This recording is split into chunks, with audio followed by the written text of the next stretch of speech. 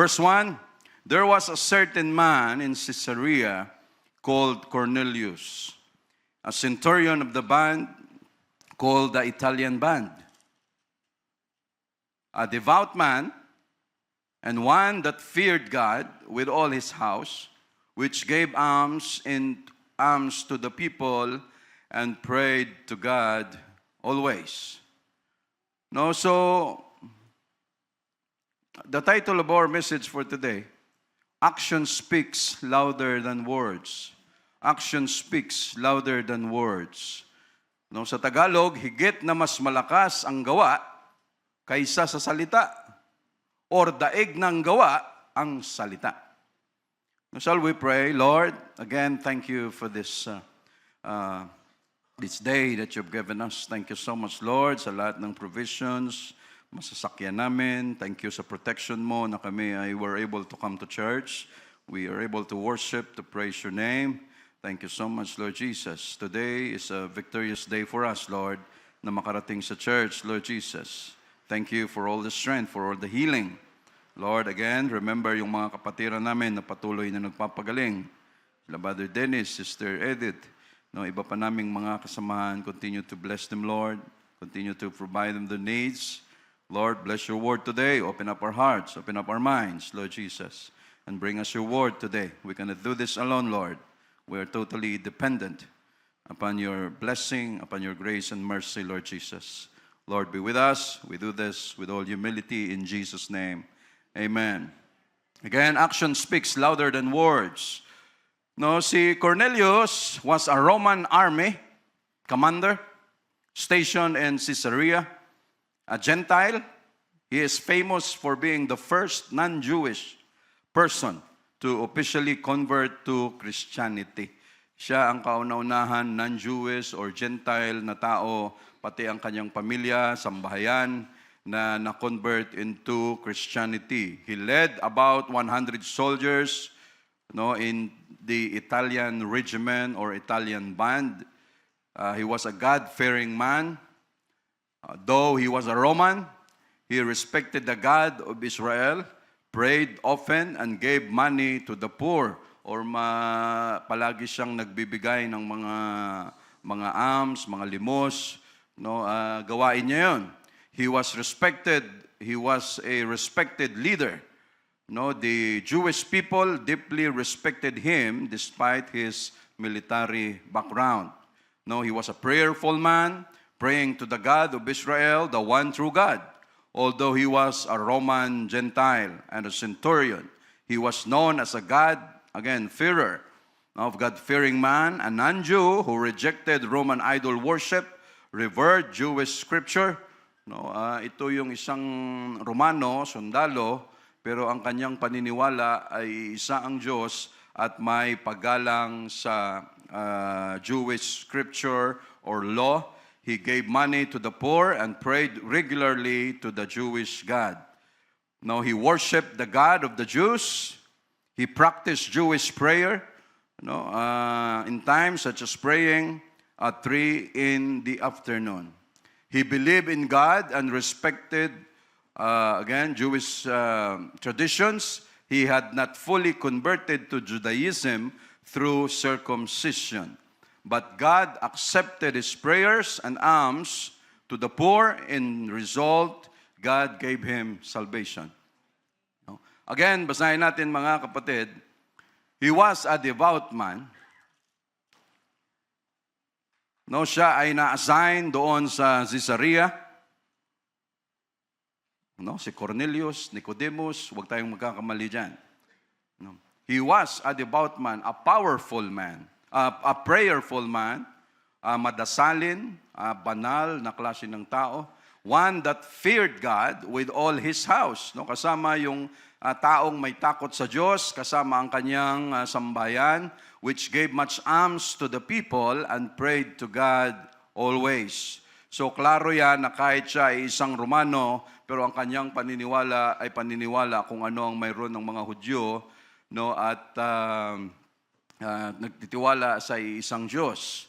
Pero may mga bagay, mga kapatid, no, kagaya ng ginagawa ni Cornelius, na ginagawa din ng ibang tao, pero ang reward hindi kagaya ng pagbigay sa kanya ng salvation. Example, may mga tao rin na may takot sa Diyos, just like Cornelius, pero ang sabi nga rito, tao na may takot sa Diyos, ang mga demonyo may takot din sa Diyos. They feared God and they trembled. But they were unsaved. Giving much alms. Pharisees did this and yet rejected salvation. Ang mga Pariseo, gawain din nila ang magbigay ng mga ano bang alms sa Tagalog, yung mga limos o awa. Pero the way sila na magbigay, kailangan may makakita. Alam nyo, ganon ang takbo ng mundo sa ngayon. Nakuhanan mo. Alam mo yun? Yung mga vlogger ngayon ng mga sikat, huli. May binigay doon sa tao sa kalsada, nung binigyan niya 1,000 o 2,000, tapos sabi niya doon sa kasama niya, nakuhanan mo. Nakuhanan ng video kung nakuha. Motibo. Ang Pariseo, ganun din. Sila ay tumutulong, nagbibigay din. Praying always, just like Cornelius. Sinners and hypocrites pray often. Kahit sa impyerno, may mga tao na nagpipray. But they avail nothing. May nagpipray din doon, mga kapatid. At maraming gumagawa nito. Pati mga makasalanan, nagpipray rin. But again, God is so good. He heard the prayer of Nicodemus. At ano ang sagot dito, mga kapatid? And prayed to God always. Alam nyo, minsan, di ba, pumupunta kami ng CIW. Andito naman si Sister Banji. Minsan, may time kami for praising service din. 2, 3, 4 ang inaalaw namin na magpasalamat. Madalas ang pasalamat nila, hindi bida si Jesus. Ang bida, yung kanilang sarili. At alam ni Sister Banji yan, doon siya galing eh.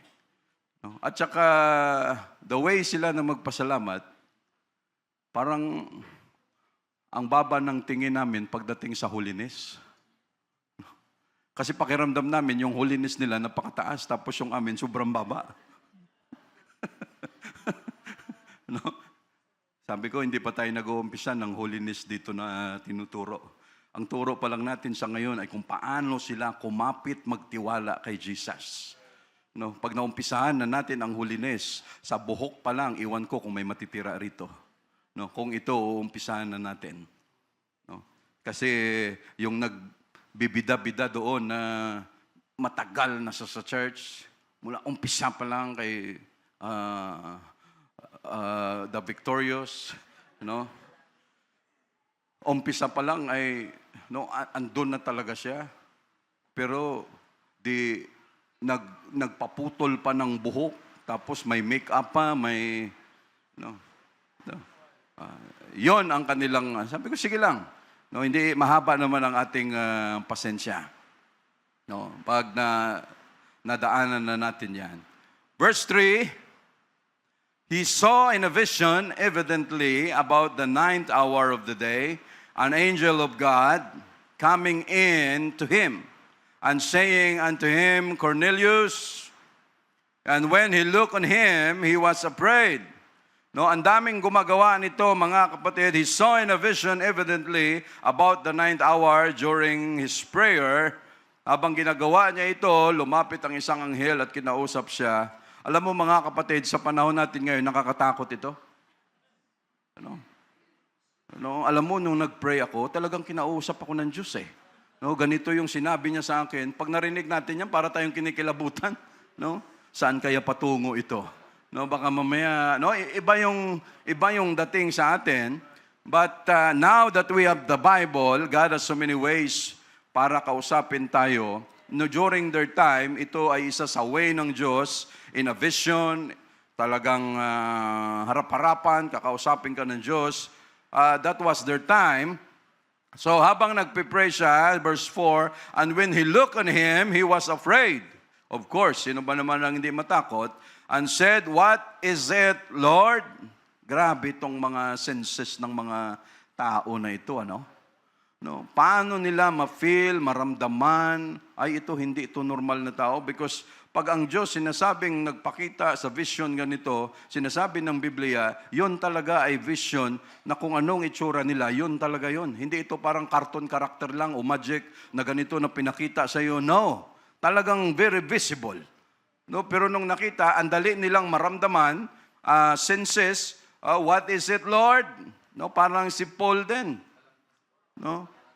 No. What is it, Panginoon? No, ano ang gusto mo?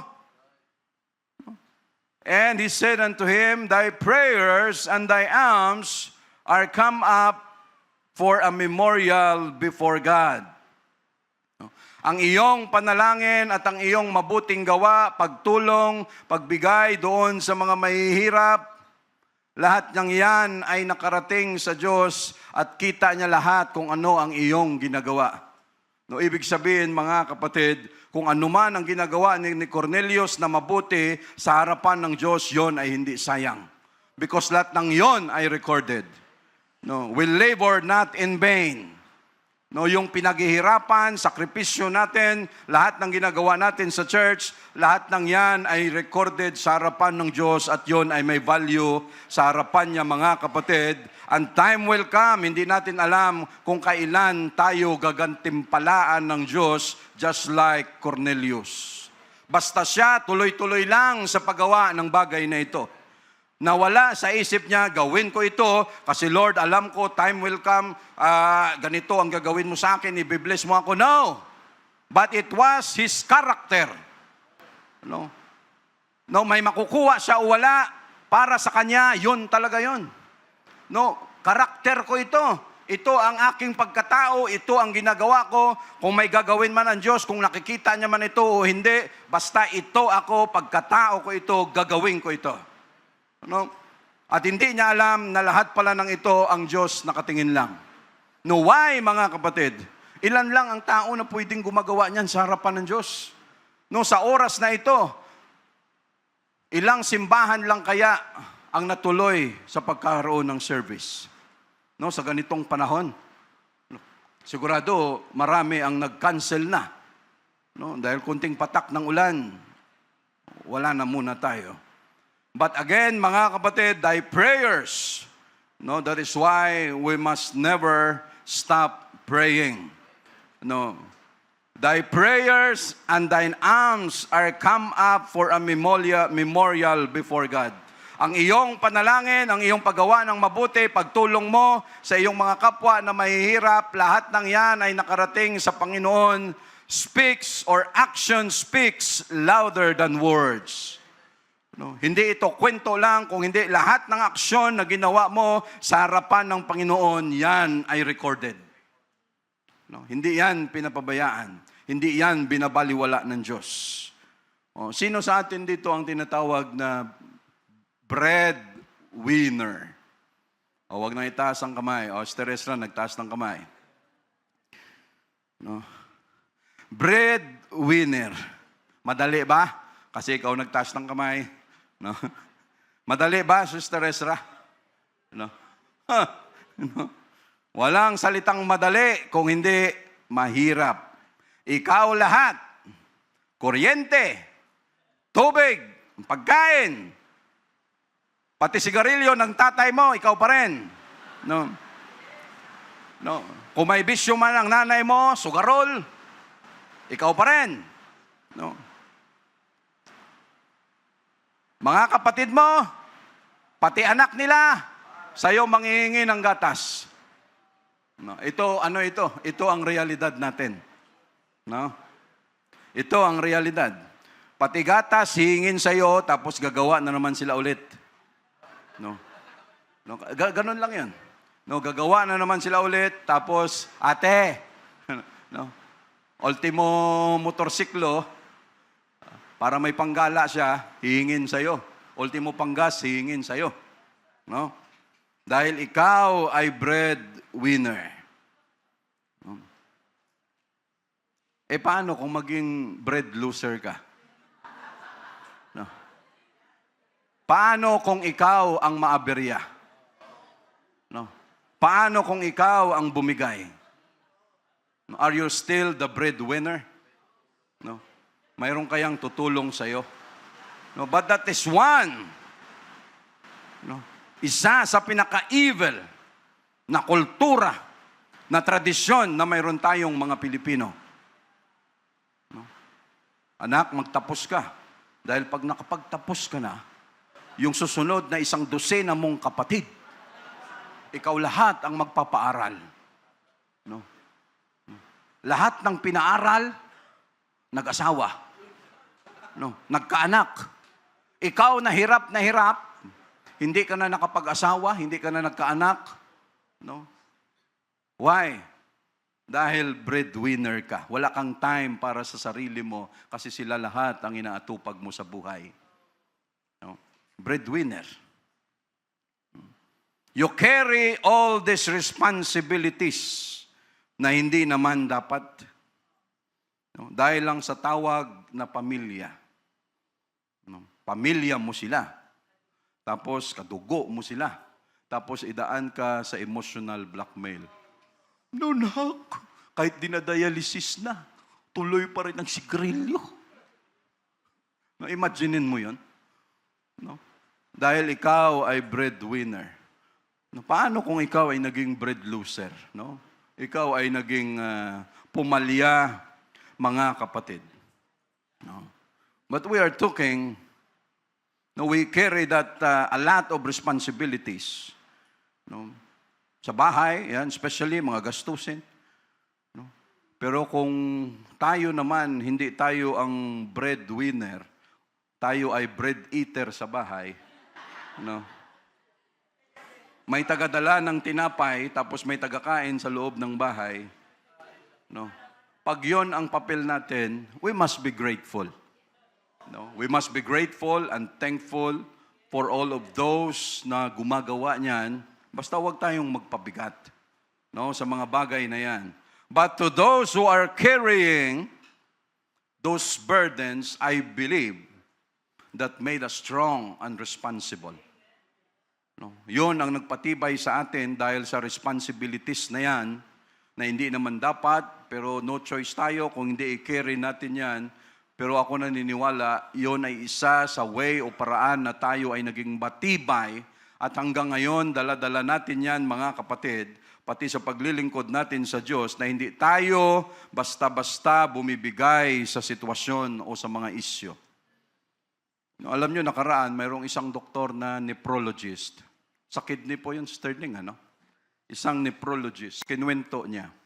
Sabi niya, mayroon kaming pasyente dinala dito, 7 years old. 7 years old, we have no choice kung hindi i-dialysis ang bata. No, dinala ng parents, 7 years old. No. Tinanong ng doktor, ano ang nangyari, bakit ganito, 7 years old, imposible na ito i-dialysis dahil sa ganito ka, bata pa. Dok, sa umaga, noodles. Sa tanghali, noodles. Sa gabi, noodles. Merienda, noodles. No? Sabi ng doktor, sabi niya, anong pinagagawa niyo sa anak ninyo? No? No. 7 years old. No? Ba't ganon ang ginawa niyo sa anak niyo? Dok, kasi Dok, hindi namin kaya every time na umiyak siya, gusto ko noodles. Every time na umiyak siya, Dok, hindi namin kaya. Ang sarap naman talaga. Hindi lang masabi ng doktor, kayo ang pumapatay sa anak nyo. Hindi ibig sabihin na nabusog ang bata, natuwa siya, ibig sabihin, okay. Sa mga kabataan na pumapasok sa eskwelahan, baka mamaya puro kayo Tetra Pak. No, Tetra Pak, ano pa? Di Starbucks na ba kayo ngayon? No? No, may dala kayong Coleman. Dati, pag may Coleman kang dala-dala, sosyalin ka na pag pumunta ka sa school. No, pag dala-dala mo yan. No. Sa atin ng mga magulang, no, again, no, we love our children, pero huwag kayong papatali sa emosyon. Huwag tayong papatali sa emosyon. Na pag umiyak sila dahil gusto lang nila makuha kung ano ang gusto nila, tayo naman, ay, sige anak, sige anak. O, anong gusto mo, anong gusto mo? Anong nangyari sa bata? No? Denialysis, umokay ang bata, binalik ulit, pagbalik, sabi ng doktor, no, ang bata walang diferensya, kayo na magulang ang may diferensya, ang bata namatay. No? Anong gagawin ng doktor? No? Aayusin, pagdating sa bahay, iiyak lang yung bata, gusto ko noodles, gusto ko Jollibee. No? No? No? Hi, Virgin. No. No, why, mga kapatid?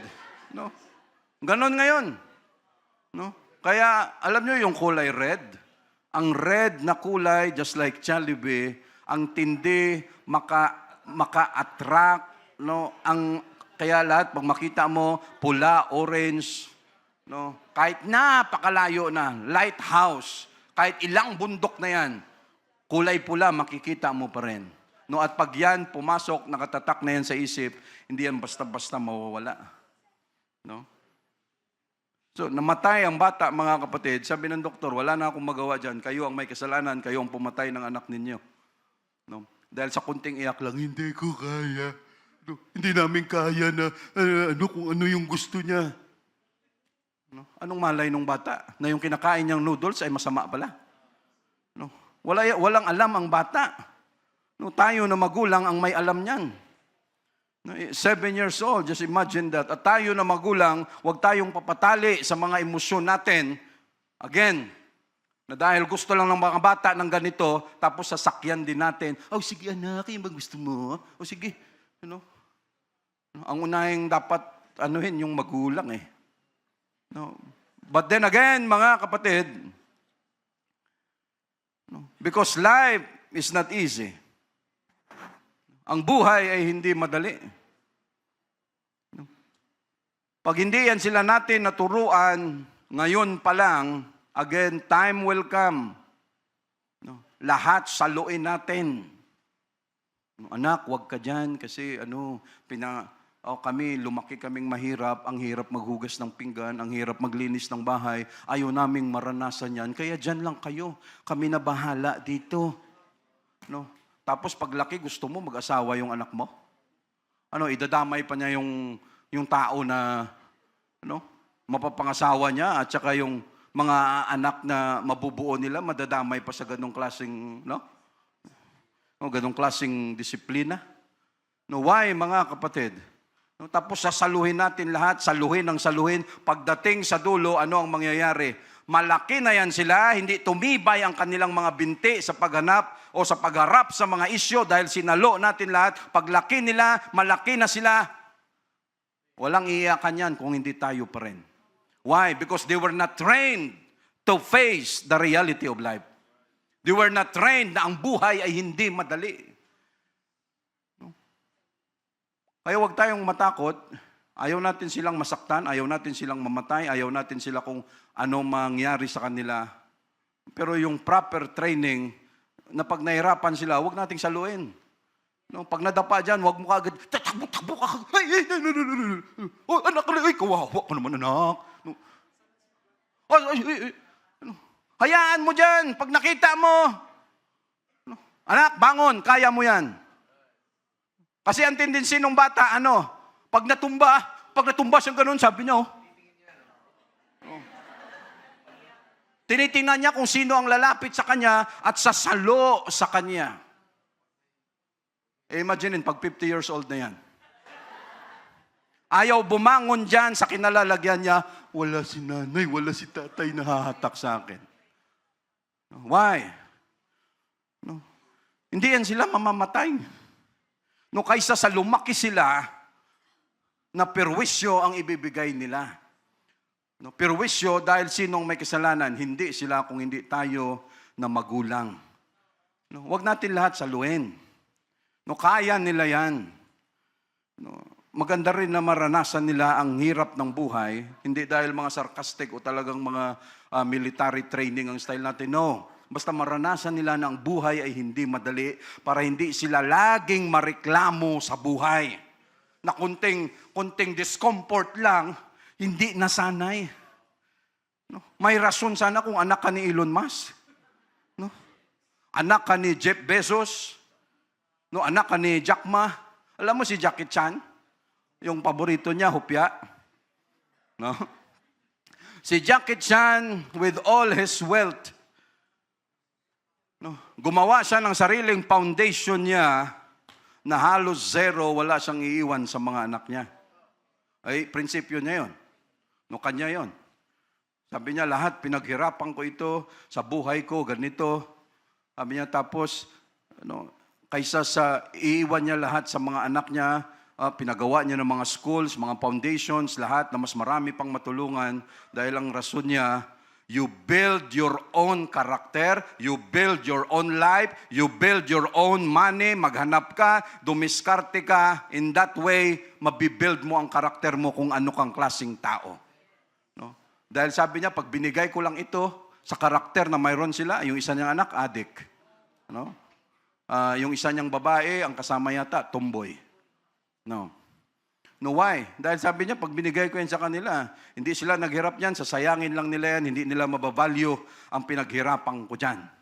Na kung gusto nila, magsikap sila. No? Para malaman nila kung ano ang halaga ng pera. No? Iba-iba tayo ng prinsipyo. No? But again, mga kapatid, being a giver, why we're saying this? Because dalawang bagay ang nakita ng Diyos kay Cornelius, kaya nagustuhan siya ng Diyos. Number one, ang consistency niya every time he prayed before God. Pangalawa, ano ang sinabi ng Diyos? Pati ang pagbigay mo sa mga limos, mga mahihirap, nakita rin ng Diyos. Ibig sabihin, being consistent to your prayer and being a giver, yon ang nagbigay sa akin na para magustuhan kita. No, giver. No, being a giver is a character. Being a selfish, being a stingy, or being ungenerous is also a character. No, pareho lang. But God is the ultimate giver. No, He gave, John 3:16, for God so loved the world that He gave His only begotten Son. Whosoever believeth in Him should not perish but have everlasting life. Again, being a giver is a character. Being a selfish, stingy, or ungenerous is also a character. Iba-iba tayo ng ugali. May sinasabi pa kanila, ang taga-norte daw maganito. Hindi ko alam kung totoo yan. Kasi ang hirap naman i-generalize mo lahat. Ang hirap naman na lahatin mo. Magagalit sa atin ditong mga Ilocano. Di ba, Brother Norman? Sabi ni Brother Norman? No? Why? Ilocano to si Brother Norman. No. Kahit saan ka mang sulok ng mundo, kung nangingibabaw mo sa genes mo ang pagiging giver ka talaga. No? Kahit ano pang lahi na mayroon ka, kung ano man ang mayroon sa genes mo, kung ikaw ay kuripot, ikaw ay stingy, ikaw ay ungenerous, ikaw ay selfish, lalabas yan. Kaya mahirap i-generalize mo lahat o anong tawag doon? I-stereotype mo lang na, pag taga-norte daw, ganito. No? Sister Cheryl, norte rin yan. No, no si Kuya, si Brother Mark. No, why? But it is a character, mga kapatid. No, dahil yon ang dalawang bagay na yan na nagbigay. No, kung siya ng merit, kaya siya nagustuhan ng Diyos. At in the end, ang result, anong binigay sa kanya ng Diyos? Dahil sa pagiging prayerful man niya, action speaks louder than words. Anong ginawa ng Diyos? Mas nakita ko sa iyo, may action kang ginagawa. No? Alam mo yung makikita mo sa tao No? Halimbawa, dyan sa labas, maraming pulubi dyan. No? Sa MRT, sa lahat, na makita mo dyan sa kalsada, somewhere may madaanan ka na nanghihingi sa'yo, of course, may maramdaman ka. Diba, Sister Irene? Oh. May maramdaman ka na abutan ko ba to o hindi. No? At iniisip mo kung magkano ang iniabot mo, 20, 10, 5 piso, 50, 100, 1,000. No? Mararamdaman mo yan. No? At nasa atin ang choices kung ano ang gusto nating piliin, aabutan ko ba to o hindi. No? At hindi ko alam kung yan ay nakabase sa temperament. No? Na nakita mo na, pero kukumputin mo muna. No? Kasi iba yung temperament mo eh. May calculation mo na. No? Pag binigyan ko siya ng 5 piso, 95 matitira ko sa bangko. So, ganito, may mga ano pa muna. No? Hindi ko alam, pag sanguine naman, pag sinabing bigay ka agad. O, sige. Hindi rin ba? Hindi rin daw. Hindi rin daw. No? Dati, doon sa stoplight, papunta na rito sa Quezon City, bago umakyat ng Batasan. Maraming mga badyaw talaga dyan. No? Nangihingi, kakatok. No? Minsan, ang ginagawa namin ni Sister Cheryl, talagang pinapakita namin sa mga bata, o minsan sila yung pinapaabot namin, na not to tolerate them. Pero mga instances, para makita ng mga bata that we need to give. No, yung character, yung attitude, no, anak kayo magbigay. No, ipakita nyo para bata pa ma-develop na magkaroon ka ng simpatya, ng tulong sa kapwa mo, not expecting in return kung ano man yung balik. No, dahil mahirap na tayo ay giver because we have motives. No? Every time you give something, may iniisip ka na balik. No? Ay brother, talagang gustong-gusto kita kasi kailangan ko loyalty mo eh. Ano yan? No, nagbigay ka pa. O brother, kasi ganito, kasi alam mo naman, di ba? Bawi-bawi lang tayo. Anong project ba meron tayo diyan? No. Yung vlogger, malaki kasi sa mga views nila. No, pero ano nangyari mga kapatid? Ginagawa natin yan, binabalik. No, and sometimes, pinapakita namin sa kanila pag-abot. No, kaya nung may dumaan, sabi ng isang bata, Papa, bigyan mo ng 1,000, 1,000. Ha? Anak, alam mo ba ang halaga ng 1,000? No? Sobra naman. No, why? No. Kalma lang, sumobra naman. Sumobra naman. Panggas pa natin yan. No? But what we are saying, mga kapatid, pag pinag-aralan natin, isa yon sa nagustuhan ng Diyos. Because ano ang sabi ng Word of God? It is more blessed to give than to receive. No, yan ay sinabi ni Paul at hindi alam, kinote lang kasi ni Paul yan, na yun ang sinabi ni Jesus Christ. It is more blessed to give than to receive. No, lalong mapalad ang magbigay kaysa sa tumanggap. Andiyan sa Acts, mababasa natin yan. Why, mga kapatid? No, nakaranas na ba tayong magbigay? Especially, sabihin mo na yung ramdam mo yung bigat, yung na nagbigay ka dahil walang-wala ka, pero binigay mo pa. No, at sa pagbigay mo na yan, ramdam na ramdam mo, it is more blessed to give than to receive. Why? Sa atin na giver na natutong magbigay, iba ang pakiramdam kaysa doon sa nag-abot. No? Or sa kumuha kung ano yung binigay. No? Pag nakita mo yung tao na inabutan mo, no, na masaya at alam mong need niya talaga yon, at nakita mo ang kanyang reaksyon, ang resulta dahil sa pagbigay mo, ano ang pakiramdam? Sobrang saya. No? Ibang klase. No? Iba ang dala niyan, mga kapatid. It is more blessed to give than to receive. Sa Biblia, mga kapatid, na sinabi lang dito, mayroong 3 klase ng human giver sa Biblia. Unang-una, the cheerful giver. No, cheerful giver. 2 Corinthians chapter 9:7. 2 Corinthians chapter 9:7. Pasok pa rin tayo dito sa ugali ni Cornelius. Every man according as he purposeth in his heart, so let him give. No, cheerful giver, not grudgingly or of necessity, for God loveth a cheerful giver. No, magbigay ang bawat isa ayon sa ipinasaya ng kanyang puso, huwag mabigat sa loob o dahil sa kailangan, sapagkat iniibig ng Diyos ang nagbibigay ng masaya. No? Yung cheerful giver. No, yung nagbibigay ka ng masaya ka. No, dito sa church, ano bang natin dito? Tithes, offering, kung ano pa man ang iba nating contribution. No, we must always check our heart that every time we give our tithes, we give our offering, hindi ba tayo nakasimangot? No, ang coins ba hindi pa nakayupi? No, buo pa ba ang itsura ng coins o tabingi na? No, why? Because God loveth a cheerful giver.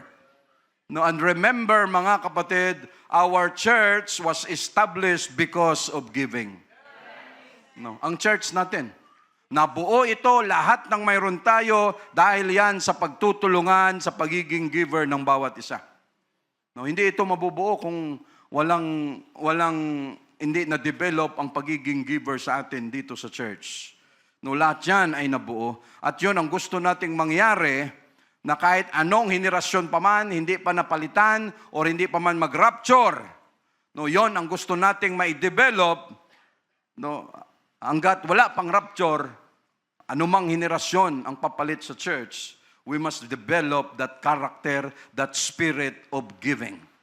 No? Hindi tayo bumibigay o hindi tayo nagbibigay dahil sa Again, dahil sa may motibo, hindi tayo nagbibigay dahil napuwersa tayo, dahil hindi tayo nagbibigay dahil obligasyon natin o responsibility natin. We give because out of the abundance of the heart. No, and we give because we want to give. Because that is our character, mga kapatid. No, cheerful giver. No, again, magbigay ang bawat isa ayon sa ipinasya ng kanyang puso, huwag mabigat sa loob o dahil sa kailangan, sapagkat iniibig ng Diyos ang nagbibigay ng masaya.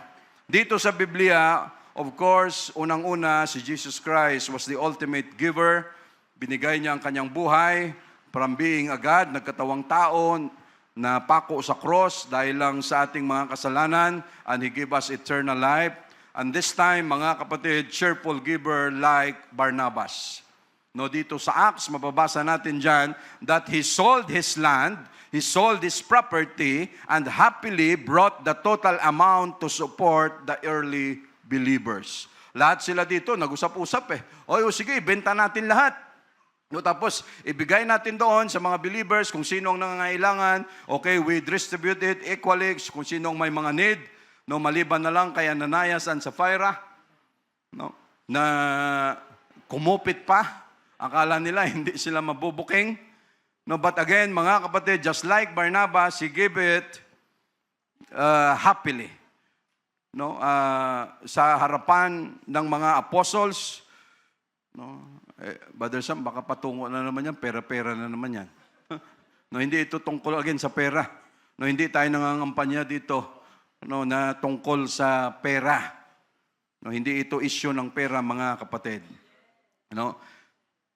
Another thing, at ito mga kapatid, no, wag nating ugaliin, no, hindi ko alam kung may ugali tayong ganito.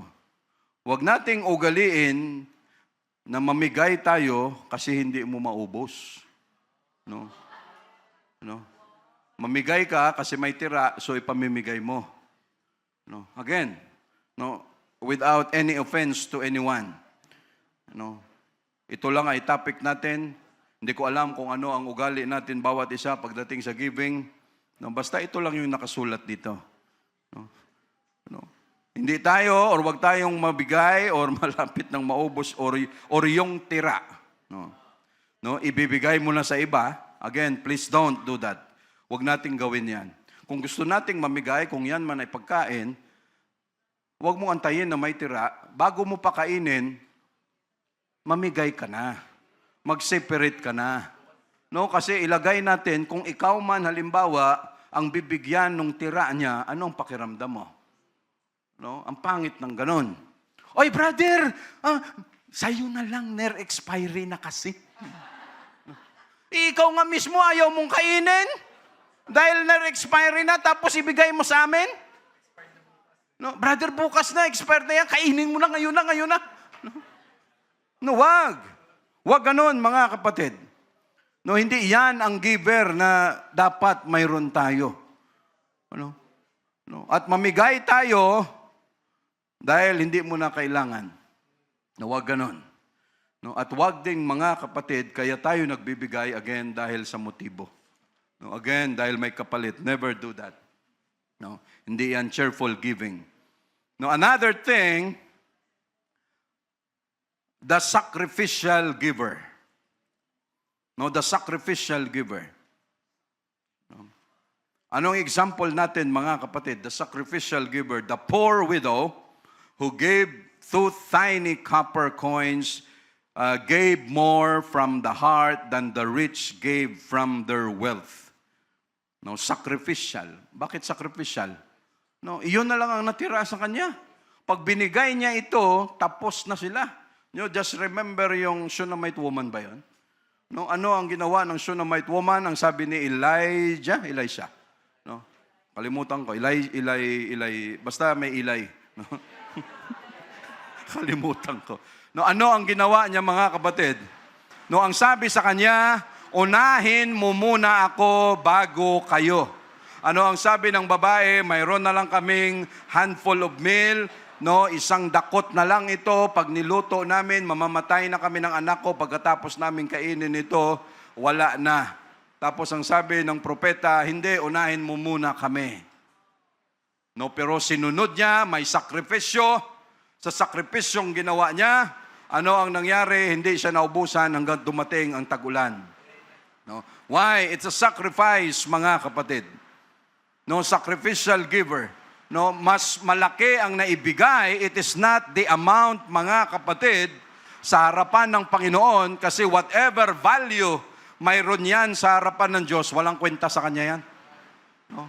Yung cheque mo, kung magkano, yung paldo, yung maleta, ibigay natin sa Kanya lahat, walang pakialam ang Diyos dyan. Kung alam niya, kung ano ang motibo mayroon yan, wala sa Diyos yan.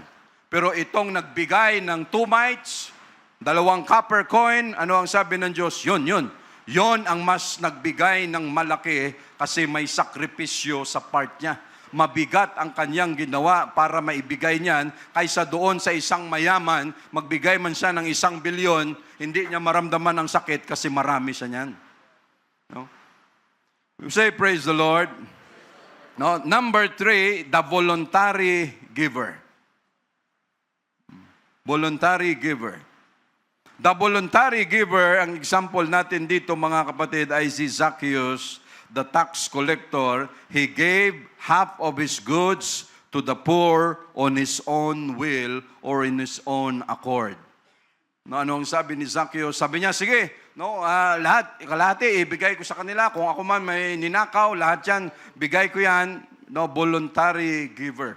No, walang nagsabi sa kanya. No, and again, sa Luke 6:38,